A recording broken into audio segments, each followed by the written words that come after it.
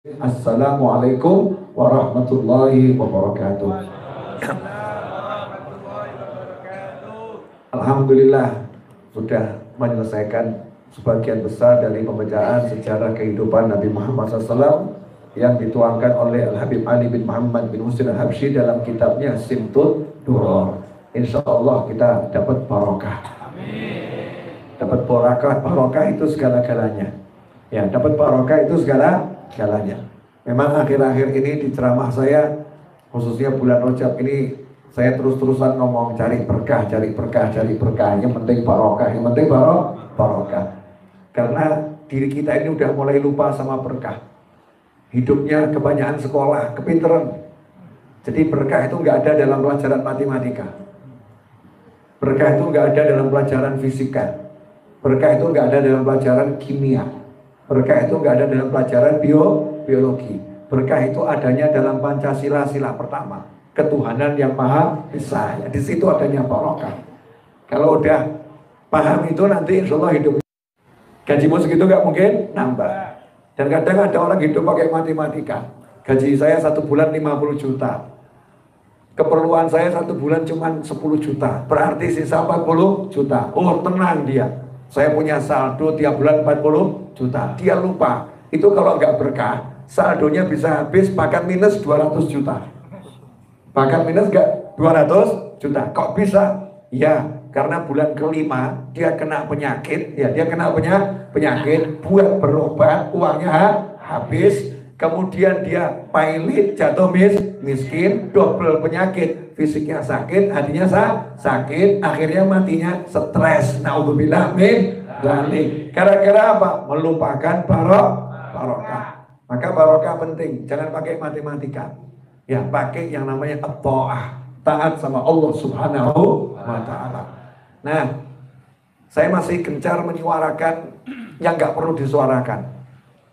Karena udah langsung disuarakan oleh yang maha bersuara, yaitu Allah Subhanahu wa ta'ala. Innallaha wa malaikatahu yusalluna 'alan nabi ya ayyuhalladzina amanu sallu 'alaihi wa sallimu taslima. Allahumma shalli wa sallim wa barik alaihi. Kita sholawat, kita enggak sholawat, ya Allah sudah sholawat dan selalu bersolawat. Kita sholawat, enggak sholawat, malaikat sudah sholawat dan selalu bersolawat. Jadi ini menyuarakan yang nggak perlu disuarakan, tapi kita perlu menyuarakan agar kita masuk dalam kelompok manusia-manusia yang disebut oleh Allah Ta'ala dalam Al-Quran. Ya ayyuhalladzina amanu sallu alaihi wa sallimu taslima. Dipanggil sama Allah Ta'ala, ya ayyuhalladzina amanu. Makanya saksi langsung dari yang maha kuasa, saksi langsung dari yang maha mencipta, saksi langsung dari yang maha bisa. Siapa yang rajin sholawat, Allah yang nyebut dia ahli iman. Ya ayyuhalladzina amanu. Hei orang-orang yang beriman. Makanya kalau kita suka sholawat, suka menyuarakan sholawat, suka menyebarluaskan sholawat, gak usah cari dalil dari orang lain, langsung Allah yang ngomong, kamu mukmin, kamu mukmin. Sebab kita dipanggil, ya ayyuhalladzina amanu. Siapa yang panggil? Allah. Orang ke masjid, ya orang ke masjid. Mungkin kita lah beli mukmin, mukmin.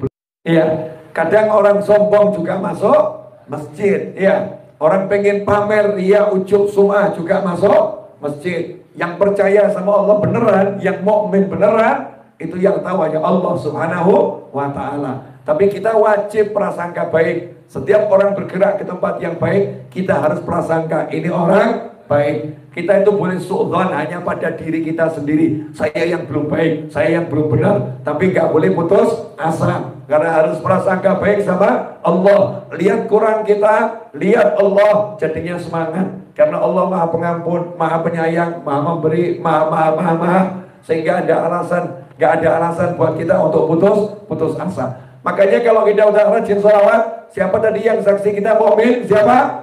Allah. Buktinya apa? Allah panggil, ya ayyuhalladzina amanu. Dipanggil dulu namanya, baru diberi perintah. Betul? Bukan dikasih perintah dulu, hei kalian semua sholawat, nanti kalian mukmin. Enggak begitu. Pangkatnya dikasih dulu, baru dikasih tugas.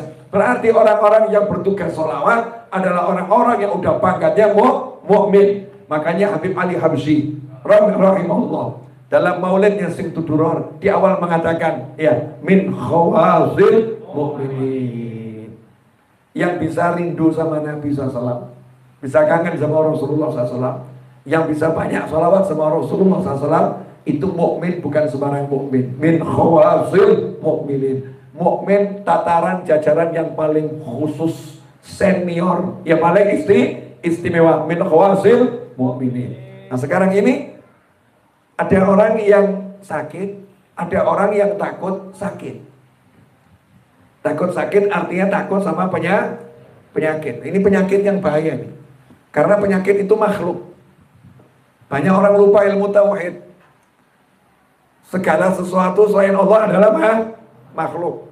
Penyakit apapun, mau kanker, mau liver, mau asam urat, mau kolesterol, mau lambung, ya, apalagi stroke. Sebutkan penyakit yang kelas berat, saya nggak hafal soalnya. Dan kurang kerjaan kok ngapalkan penyakit gitu. Tapi coba yang sering didengar, apa coba? Sebutkan. Nah, corona itu baru lahir. Baru lahir udah buat masalah itu. Corona itu artinya corona ya kan, yang menemani, Orangnya namanya korin.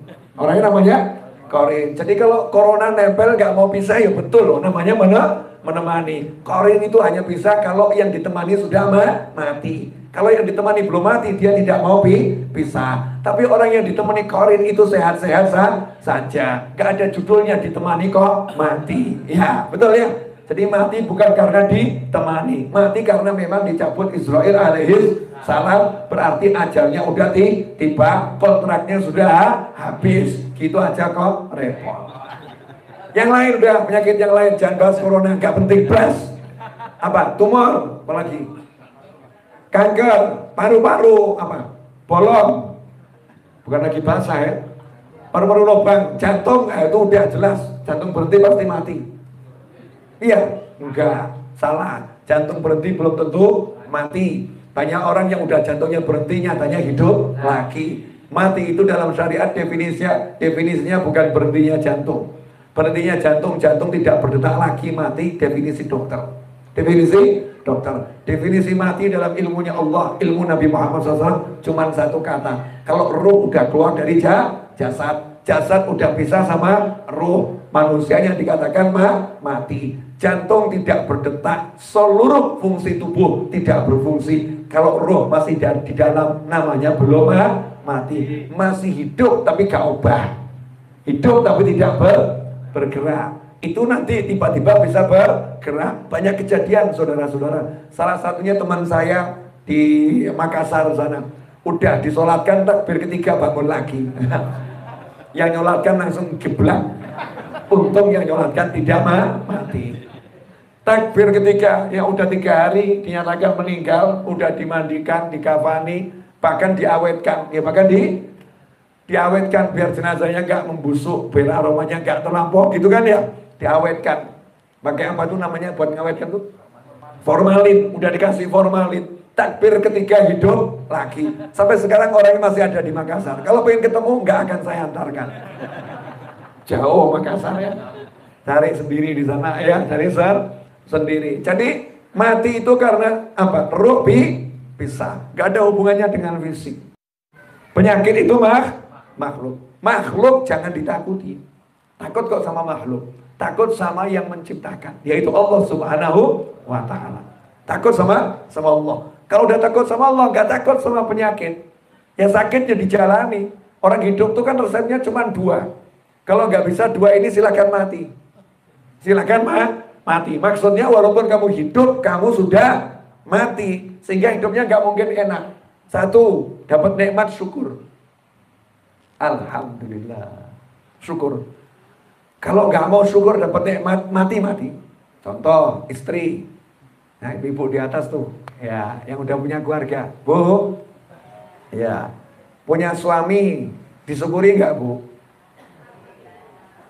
Jawabnya lama ini. Alhamdulillah. Mana yang lebih sering, mensyukuri suami atau mensyukuri suami orang lain? Pak, itu suaminya baik loh, gak seperti kamu. Pak, itu suaminya ganteng, nggak seperti kamu. Orang yang begini nih, yang begini, padahal udah punya suami.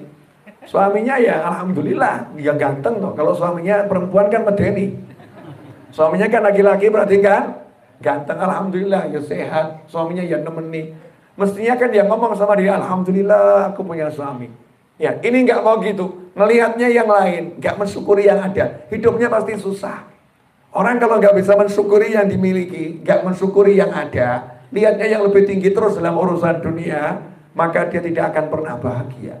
Allah tidak akan pernah mencatat dia orang yang bersyukur ataupun orang yang sabar. Sabda Nabi Muhammad SAW bil makna, orang yang dalam urusan dunia selalu melihat yang lebih tinggi, akan merasa kurang dan kurang dan kurang dan kurang. Nah, kalau merasa kurang kan gak enak ya. Kalau merasa cukup kan nikmatnya luar biasa. Yang kedua, sabar. Sabar ini kalau orang sudah bisa sabar, masalahnya apapun selesai.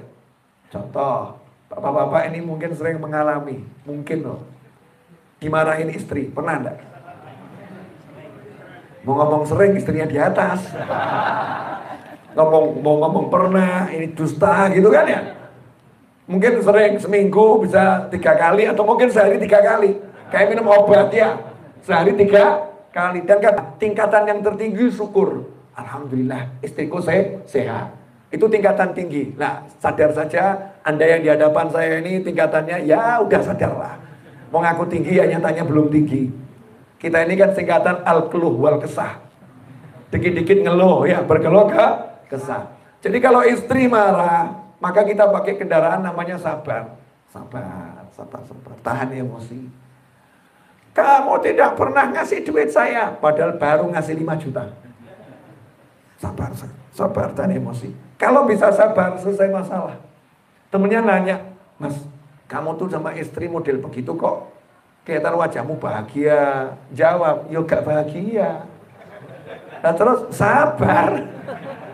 Loh, tapi sabar kok bisa buat kamu bahagia? Hanya orang bodoh yang sabar tidak bahagia. Mulai bingung yang nanya. Loh, sabar kan gak enak. Kok kamu sabar bisa bahagia? Biasanya syukur itu bahagia. Loh, kalau kamu sabar gak bisa bahagia berarti kamu bodoh. Kamu belum paham apa itu sabar. Orang itu sabar karena satu alasan. Apa? Wasobru thawabuhul jannah. Orang yang sabar balasannya surga. Jadi kalau istriku marah-marah, aku gak lihat marahnya. Yang ku lihat, kalau aku sabar dikasih Allah surga. Jadi aku bahagia. Nanti kalau istriku nanya, kenapa kamu bahagia mas? Jazakillah khairan. Berkat kamu, aku dapat surga. Posisimu entah di mana. Enak Pak? Enak. Di orang ini hidup dunia cuman, ya itu. Kalau gak sabar, syukur. Gak siang, ya malam. Kalau udah siang terus kiamat nanti. Begitu. Gak ada warna yang lain. Lah udah paham kok masih bingung hidup. Heran saya. Mas, halo. Ini di hadapan saya manusia semua? Enggak. Enggak manusia semua. Ada manusia, ada jin, ada malaikat. Bahkan setan juga ada. Bahkan setan ikut pengajian. Jangan kamu kira setan gak ikut pengajian. Ikut, tapi jarak jauh. Karena setan dilarang masuk pengajian. Tapi setan punya kemampuan. Walaupun jauh ya, dia nanti bisa goda kita. Dia nanti bisa goda kita. Tapi setan gak boleh masuk pengajian. Karena pengajian dibentengi oleh malaikat. Malaikat yang jaga majelis ilmu. Makanya di majelis ilmu walaupun setannya jauh goda-goda, kita gak akan terasa terpengaruh. Selama masih di pengajian dia. Begitu keluar, wallahu a'lam. Karena di luar sana setan sudah menanti.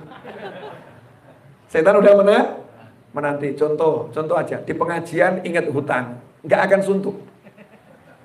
Karena setan nggak nembus, nggak akan suntuk. Di luar pengajian ingat hutang, wah, setan nakut-nakutin. Rumahmu disita loh. Nanti kamu hidup di mana? Nanti begini, takut-takutin sama setan. Akhirnya stres, ya susahnya luar biasa. Doa itu diantaranya alhamdulillah.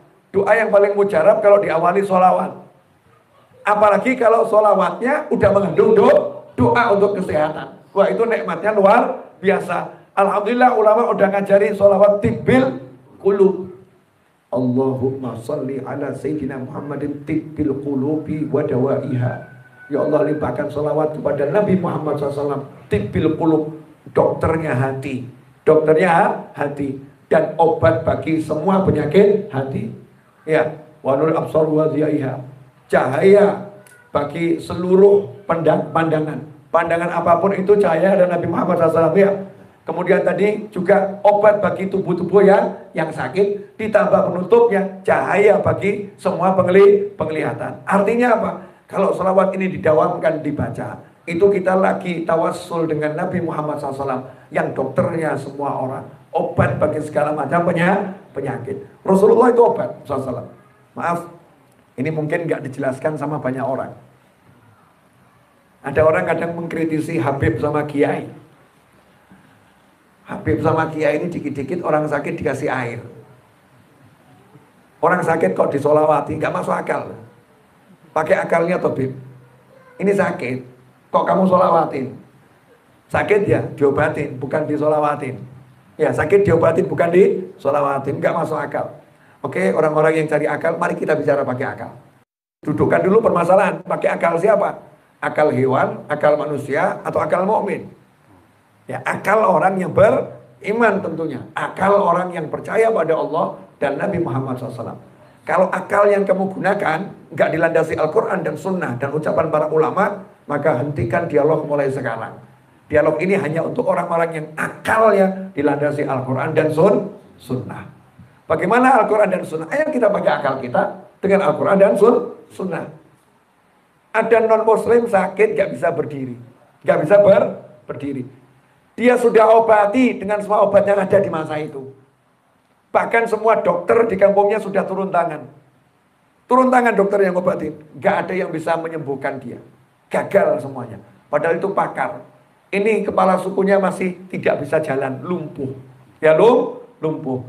Terus kepala sukunya ngomong. Tadi ada orang-orang kok wajahnya baik-baik. Tadi kesini dia minta makan, kita tolak. Ya kita tolak. Kelihatannya itu orang-orang itu punya sesuatu. Masya Allah. Hebatnya sahabat Nabi Muhammad SAW. Non-muslim yang lihat saja Pak, ini orang luar biasa. Loh, kita ini di Indonesia muslim mayoritas. Nah saudara kita yang non-muslim itu lihat kita orang biasa atau orang yang luar biasa ya? Luar biasa apa ya? Wallahu a'lam. Wajah kita ini menyenangkan, menenteramkan atau menyeramkan? Kita punya wibawa atau nggak punya wibawa ini? Ya wajahnya ini wajah yang bisa diharapkan atau wajah yang cari harapan? Yang mana nih? Wajah yang bisa diharapkan atau wajah yang cari harapan? Yang mana? Saat itu yang non muslim lihat ya, lihat sahabat-sahabat Nabi Muhammad SAW ini orang-orang yang wajahnya bisa diharapkan. Kejar, minta obat dari mereka. Singkat cerita salah satu angkat tangan saya bisa mengobati kepala sukumu. Tapi ya mohon maaf, tadi ini kami minta makan nggak dikasih makan. Kami ini kelaparan semua. Jadi mulai sekarang ya karena kamu seperti itu, kamu bukhola, bakhil, pelit. Ayo kita hitung-hitungan dulu. Kalau sembuh saya minta bayaran. Sembuh minta bayaran. Udah berapa bayarannya? 100 ekor kambing. Deal. 100 ekor kambing. Teman-teman yang lain juga ketar-ketir nih. Ini kelihatannya nggak punya apa-apa ini. Sama dengan kita nih. Ilmu juga sama, pangkat juga sama. Nggak ada pengalaman jadi dokter ini. Kok berani dia ngomong 100, nunggu di luar semua, nggak ada yang ikut masuk. Suruh sono dewe masuk. Tanggung jawab kamu. Kamu tanggung jawab. Kurang lebih begitu. Masuklah ke desa tadi. Nyantai. Mana kepala sukumu? Ini. Diludahin. Coba bayangkan. Kalau nggak sembuh bagaimana ya? Kepala sukunya diludahin. Tapi jangan kamu bayangkan dengan ludahmu. Blok. Enggak. Sahabat ludahnya ludah sopan. Ludah yang kecil ke? Kecil. Dah, bismillah, bangun. Kepala sukunya langsung bangun, berdiri. Dah, kaget semuanya. Loh, kok bisa ya? Langsung jengkel Pak, bangun. Sahabat nyantai saja. Mana 100 ekor kambing? Wah, pulang bawa 100 ekor kambing. Temennya lihat, wih berhasil bawa kambing. Berhasil bawa kambing. Maka diajak makan sama temannya, ayo makan. Udah mau. Saya tidak mau makan kambing kamu ini kambing hasil minta upah dari non muslim. Dan tadi kamu ngobati pakai komat kamit apa nggak jelas juga itu. Iya. Pakai apa kamu? Ayat Al-Quran. Wah, kamu minta upah dari ayat Al-Quran. Kami nggak mau makan kambing ini. Ini kambing nggak jelas statusnya. Oh, terserah kamu, saya lapar, mau makan. Nah ini sahabat udah mengamalkan ilmu, mau mikir, mau mumet. Ya udah mengamalkan. Dah, sahabat sembelih makan, terus pulang ke Madinah. Sampai di Madinah, yang lain lapor sama Nabi Muhammad SAW. Ya Rasulullah, tadi ada peristiwa begini. Rasul nanya, mana orangnya mana? Suruh ke sini. Dihadapkan ke semua orang tadi ya. Tadi kamu apakan tuh yang sakit? Saya bacakan Al-Fatihah, wahai Nabi Muhammad SAW. Saya jampi-jampi itu bahasa Jawa diangkat menjadi bahasa Indonesia. Bahasa Arabnya ruqyah. Ya makanya ruqyahnya sahabat itu nggak banyak apa aneh, santai. Selesai. Itu ruqyahnya sahabat. Nah, kalau kita ini kadang ya. Kita ini kadang. Jampi-jampinya orang-orang soleh itu nyantai saja, dilihat dah pulang sembuh. Ya, jampi-jampinya nggak banyak aksi. Itu orang-orang soleh, sahabat, tapi orang-orang yang mulia. Nah, ikhwani rahimakumullah. Subhanallah, dijampi-jampi sembuh. Nabi nanya, "Lah kamu jampi-jampi pakai apa?" Al-Qur'an.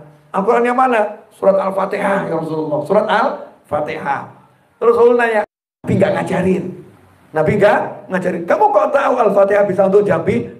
Senang Nabi Muhammad SAW. Karena udah umatnya yang cerdas. Ada sahabatnya yang cerdas. Ada sahabatnya yang dapat ilham dari Allah Subhanahu wa Ta'ala. Bukan sahabatnya dimarahin. Saya nggak ngajarin lo. Saya nggak pernah ngajarin. Al-Fatihah berjampi-jampi saya nggak pernah ngajarin. Bid'ah ini. Saya nggak ngajarin kamu ngarang-ngarang sendiri. Ya saya kan nggak ngajarin. Kamu kok ngarang-ngarang sendiri. Emang kamu lebih hebat dari saya? Saya masih hidup loh dia. Mestinya kan tanya dulu. Kenapa kamu gak tanya dulu? Kenapa kamu ambil keputusan? Kenapa kamu ngarang-ngarang? Dah, walaupun pakai Al-Quran, tapi saya gak ngajarin. Ngawur kamu. Apa Rasul bilang begitu? Enggak, SAW. Justru Rasul bersabda, dari mana ya? Kamu kok bisa tahu? Ini jampi dengan senang. Untuk menunjukkan senangnya, Nabi kemudian nanya, iya, minta gitu. Mana jatah saya? Kambingnya mana jatah saya? Dibahas sama ulama. Kenapa Nabi minta mana jatah saya? Satu, untuk meyakinkan yang lain itu betul-betul halal. Maka Nabi juga ikut makan. Yang kedua, ngajari umat. Ya kalau kamu berhasil, ingat gurumu. Itu Al-Fatihah yang ngajari gurumu. Paham? Paham enggak? Ya di rumah paham. Ingat yang ngajari saya. Ya. Jadi kalau sukses ya baca sholawat ya jangan lupa komisi 10%. Ya begitu, gurunya yang ngajari kok dilupakan. Dia ngajari diingat, Nabi ngajarin. Dah mana jatah saya. Ini bukan dengan obat, gak minum apa-apa. Bahkan ini non muslim, gak iman sama Al-Quran, gak iman sama Al-Quran, gak iman sama Allah Ta'ala. Tapi yang ngobati beriman. Beriman. Maka kekuatannya yang beriman itu bisa ngaruh pada yang mukmin maupun yang tidak mukmin. Makanya sholawat tadi ini ya gak minum obat, tapi sholawat minta semuanya untuk semuanya, mukmin maupun non mukmin, muslim maupun non muslim yang sakit biar sehat. Karena kalau tetangga kita sakit, mesti ada juga was-was. Kalau ketularan gimana? Nah, mungkin yang agak bakhil, wah nanti kalau ada pengumpulan dana untuk pengobatan gimana ya? Yang bakhil, betul kan ya?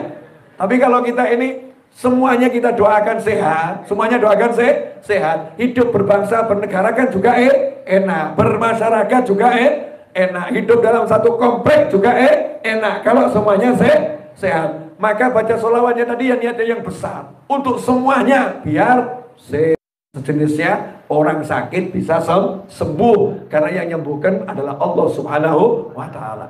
Justru yang paling masuk akal adalah dengan doa. Itu yang paling masuk akal. Yang kedua, Al-Quran.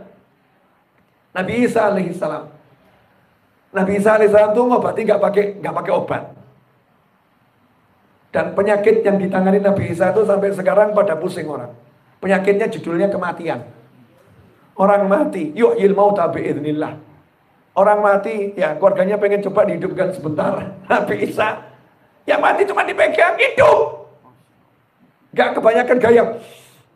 Enggak kemudian ambil listrik disetrum. Enggak. Ya kalau di kedokteran kan yang udah hampir mati disetrum tuh ya, biar hidup lagi gitu kan ya, biar jantungnya berdetak lagi kan juga sama itu. Banyak aksi. Tapi kalau Nabi Isa enggak begitu, pegang sembuh, hidup lagi. Yang lumpuh cuman dia elus-elus, bangun, hidup lagi. Ya kakinya hidup lagi, bisa jalan. Yang bisu dari lahir, tiba-tiba bisa ngomong. Tunanetra bisa melihat. Nabi Isa alaihissalam biiznillah, dengan izin Allah subhanahu wa ta'ala. Nah kalau Nabi Isa seperti itu, bagaimana dengan Nabi Muhammad SAW? Rasulullah itu di dada beliau lah ditaruh Al-Quran. Kita kan nggak ditaruh Al-Quran di diri kita. Rasulullah di dadanya ditaruh Al-Quran. Lau anzalna hadzal Qur'ana ala jabalin la ra'aitahu khashi'an mutasaddian min khasyatillah. Katanya Allah Ta'ala, seandainya Al-Quran ini kami turunkan pada sebuah gunung, maka kamu pasti akan melihat gunung itu hancur lebur karena takut sama Allah. Jadi kalau Al-Quran turun di gunung, gunungnya hancur. Betul? Ya, makanya ketika di Bukit Tursina, Nabi Musa AS pengen lihat tajallinya Allah, maksa ya lihat tajallinya Allah, tanda kekuasaan Allah. Baru sedikit saja gunungnya hancur. Nabi Musanya pingsan alaihi salatu wassalam. Tapi lihat, saya mau nanya, Al-Quran itu turunnya di mana? Nabi terima wahyu di mana? Turunnya wahyu pertama kali di mana? Pertama kali, dan itu langsung ke dada Nabi 30 juz. Di mana itu? Di atas gunung. Gunungnya hancur atau ada sampai sekarang? Ada sampai sekarang. Kenapa nggak hancur? Karena diterima sama Nabi, bukan sama gunung. Yang terima dada Nabi Muhammad SAW. Kalau itu turunnya sama gunung, gunungnya hancur. Nggak kuat. Turunnya pada dada Nabi Muhammad SAW. Nah, sahabat itu dapat hafalan Al-Quran yang keluar dari lisannya Nabi Muhammad SAW. Al-Fatihahnya itu dari lisan Nabi Muhammad SAW. Langsung gitu ya, langsung. Maka Al-Fatihahnya sahabat ini luar biasa. Dari sahabat dilanjutkan ke kita, sampai kita. Maka Al-Fatihahnya ini luar biasa. Karena sebetulnya itu titipan dari dada Nabi Muhammad SAW. Karena itu orang yang sudah dititipi Al-Quran, kok kemudian dihilangkan, ada ancamannya. Orang yang tadinya sibuk ngapalkan Al-Quran, kemudian dilupakan, ya justru ada ancamannya itu. Kamu udah dititipi kok nggak kamu hargai, nggak kamu jaga, justru diancam. Karena Al-Quran ini kalamullah, sesuatu yang mulia, nggak bisa dibandingkan dengan makhluk. Karena dia bukan makhluk, dia kalamullah. Apa yang terjadi? Begitu Al-Quran itu dibacakan, yang sakit sehat. Yang sakit sehat. Zahiran wa batinan. Zahir maupun batinnya. Nah terus bagaimana dengan Nabi Muhammad SAW? Sekujur tubuhnya ditempeli Al-Quran. Yang langsung ya, yang langsung. Itu yang pertama. Yang kedua, Nabi Muhammad SAW ijma ulama ahlus sunnah wal jamaah. Ulama manapun di jagat raya ini tidak ada ciptaan Allah yang lebih indah dari Nabi Muhammad SAW. Gak ada. Di jagat raya ini tidak ada yang lebih kuat dari Nabi Muhammad SAW. Makhluk Allah yang paling kuat. Buktinya Isra Mi'raj nembus 7 lapis langit ya kembali ke bumi, badannya utuh-utuh saja. Pesawat antariksa itu butuh lapis berapa itu? Nembus atmosfer, balik tinggal protolan kecil aja ya kan ya. Pakai payung gitu, pakai terjun payung setelah itu. Karena melawan atmosfer hancur. Tapi SAW naik buruk. Digambarkan naik buruk itu gak ada pelindungnya, open, terbuka. Gak seperti mobil atau pesawat open gitu ya, gak masuk angin, gak terbakar, nyantai. 7 lapis lah, langit tembus, nyantai. Pada kecepatan seperti ya salahmu sendiri. Karena melanggar peraturan di tol kan maksimal 100 kilo gitu kan ya. Kamu 170 km per jam. Coba buka jendela, telinga kita itu bisa pecah. Sakit di telinga, suara angin yang luar biasa. Atau kamu buka sunroofnya itu, suaranya kenceng di telinga luar biasa. Lah bagaimana Nabi SAW kecepatan super tinggi, ya kok biasa-biasa saja? Kenapa? Manusia ini manusia yang paling kuat. Sallu ala Nabi. Manusia yang paling kuat, super kuat Nabi Muhammad SAW. Paling kuat. Kemudian tidak ada ciptaan Allah yang lebih full manfaat dari Nabi Muhammad SAW. Gak ada. Makanya kalau kita cek air ludah Nabi Muhammad SAW obat. Bahkan air seni Nabi Muhammad SAW obat. Darah Nabi Muhammad SAW obat. Keringatnya Rasulullah obat. Sentuhan tangannya obat. Sampai ada sahabat ulama yang ngarang buku tentang sentuhan tangan Nabi Muhammad SAW. Jadi dengan sentuhan tangan itu banyak yang dapat rambutnya Nabi SAW, rambut jadi obat. Setelah rambut itu terpisah di pagi-pagi sama sahabat dikasih air diminumkan jadi obat. Makanya kalau ada orang nanya, ini apa sholawat tibil qulub? Nabi kok dibilang obatnya hati, penyembuh badan. Ya itu memang Nabi mau obatnya hati, Nabi mau penyembuh badan yang diberikan oleh Allah Subhanahu wa ta'ala. Jelas semuanya. Nah, Nabi Muhammad SAW tubuhnya semua obat. Dirinya semuanya obat. Di zaman sekarang coba tanya sama dokter. Ini ayahnya Mas Riza ini kan dokter. Ya beliau dokter internis. Itu dan ahli senior. Dokter yang Anda temui, cek semua obat yang dikasih, baik bentuknya itu padat maupun cairan, pasti itu sumbernya, asalnya dari tetumbuhan. Zat asalnya, kimianya dari tetumbuhan. Dari sesuatu yang dalam bumi. Zat asalnya, dari dalam bumi. Zat asal itu diramu, jadinya obat. Setelah dengan hitungan-hitungan tertentu. Kurang ini, kasih ini, obatnya ini. Kan begitu ya. Kelebihan ini, kasih ini. Biar seimbang lagi, obatnya ini. Nah untuk menambah, untuk mengurangi zat-zat yang diambil dari bumi. Nah kalau kamu percaya, zat-zat di bumi ini bisa ngasih manfaat. Sementara Nabi Muhammad SAW adalah makhluk. Ya, makhluk zat yang paling manfaat. Makhluk zat yang paling manfaat. Apa masih perlu dijelaskan lagi kalau sekujur tubuh Nabi adalah obat? Gak perlu dijelaskan. Makanya begitu kita sholawat pada Allah, mengingat-ingat pangkat Nabi yang obat, maka Allahnya senang. Kamu paham ya? Kalau Nabiku obat, ya udah kamu tak sembuhkan, selesai. Kamu paham kan Nabiku obat? Ya udah, balasannya aku akan sembuhkan kan kamu. Karena kita nggak pamer obat, nggak pamer dokter. Yang kita pamerkan, ya Allah, saya punya Nabi yang bisa menyembuhkan dengan izinmu. Saya punya Nabi ya, yang bisa ngangkat penyakit dengan izinmu. Sebagaimana Nabi Isa alaihissalam bisa menyembuhkan dengan izin Allah Subhanahu wa ta'ala. Dan tidak ada khilaf, Rasulullah dan Rasul yang paling tinggi SAW. Makanya akhir zaman ini, khususnya bulan-bulan ini, yuk ajak umat semuanya, jangan takut sama penyakit, tapi nyantai saja, hadapi kalau memang sakit dengan sabar, gak sakit dengan syukur, tapi sholawat tibil qulub sebarluaskan. Pokoknya hidup di antara syukur sama sabar. Malam hari ini alhamdulillah saya di makom syukur. Saya gak mau makom sabar, enak makom syukur.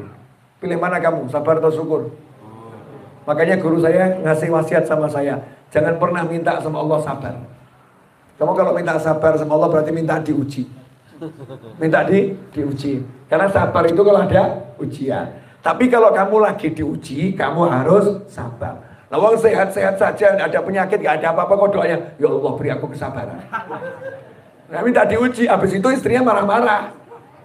Minta diuji, habis itu suaminya marah-marah. Minta diuji, habis itu anaknya ganggu. Ya salahmu sendiri. Kok damai-damai, enak-enak, kok minta sabar. Sabar itu diminta kalau lagi ada masalah. Ya Allah, beri aku kesabaran dalam menghadapi penyakit ini. Ya Allah, beri aku kesabaran dalam menghadapi suamiku. Ya Allah, boleh bu. Kalau suaminya emang nyebelin, ya nyebelin luar biasa, minta kesabaran. Itu bu, boleh, bagus bahkan. Karena kalau istri nggak sabar bahaya, dikit-dikit ke pengadilan. Na'udzubillah min dzalik. Karena kalau istri nggak sabaran, dikit-dikit ganti suami. Ya na'udzubillah medalik, sabar. Sama juga suami, sabar ngadepin istri. Suami gak sabaran, dikit-dikit ganti istri. Nah itu modus itu. Ini buat alasan istri saya bakal lagi ini ganti, istri saya begini ganti, padahal nafsu. Nafsunya pengen gonta-ganti. Pesan saya, jangan tinggalkan sunnah Nabi gara-gara corona. Gara-gara corona saya lihat di TV internasional tuh ya. Itu orang salaman aneh-aneh sekarang. Salamannya pakai sikut. Ada yang salamannya pakai kaki, iya. Ada yang salamannya mungkin pakai kepala, dok gitu ya. Salamannya aneh. Udah salaman pakai tangan, bismillah jabat tangan. Muslim sama muslim jabat tangan, dosa berguguran. Jangan takut ketularan. Jangan takut ketularan. Gara-gara takut ketularan salamannya aneh. Ini bukan salaman namanya. Iya, takut sakit jantung. Ya bukan salaman udah jabat tangan. Masa kalah sama Presiden Amerika itu siapa? Gak penting juga dihafalkan. Siapa namanya? Hah? Siapa? Donald Trump. Itu yang lain salamannya pakai sikut, pakai ini. Donald Trump itu bukan muslim. Salamannya gagah. Dia Donald Trump aja gak takut sama corona. Kamu muslim takut sama corona. Wah, anehnya luar biasa. Jelas semuanya? Dah, jangan takut ke masjid. Wah, itu di masjid kemarin ada yang batu-batu. Jadi jangan ke masjid dulu. Masya Allah. Gara-gara corona, masjidnya sepi. Pengajiannya sepi. Tapi anehnya, ya penonton bioskop gak pernah sepi. Yang nonton bioskop walaupun corona rame. Mall, tempat pertemuan istiqomah terbesar di dunia. Tiap hari, mall.